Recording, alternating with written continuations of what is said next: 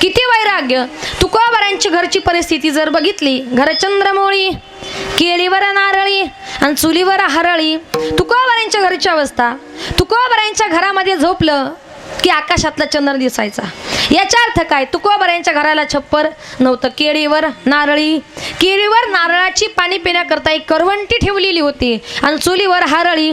पाऊस आला की चुलीवर पडायचा, हरळ उगवायचा. याचा अर्थ काय? आमच्या तुकोबारांच्या घरामध्ये अन्न शिजत नव्हतं. इतकं वैराग्य.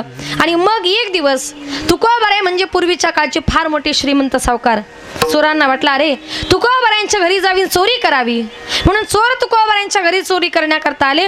आता आपल्या घरी चोर चोरी करायला आल्यानंतर पहिले कुठून डोकून बघतात, यांच्या घरामध्ये काय काय आहे. खिडकीतून बघतात. चोरांनी खिडकीतून डोकावून पाहिलं तर त्यांना असं दिसलं, आईनं कडकडता थंडीच्या दिवसामध्ये एक माता आपल्या अंगावरचा पांघरता पदर जमिनीवर अंथरून 2 मुलांना घेऊन झोपली होती. चोरांनी विचार केला की अरे आपण ज्यांच्या घरी चोरी करण्याकरता आलोय त्या घरच्या लोकांना थंडीच्या दिवसामध्ये अंगावर घ्यायला गोधडी सुद्धा नाही, त्यांच्या घरामध्ये काय असणार हो. तुकोबारांच्या घरी चोर चोरी करण्याकरता आले, पण तुकोबारांची बायको आणि मुलं उघड्यावर झोपलेले बघितलं.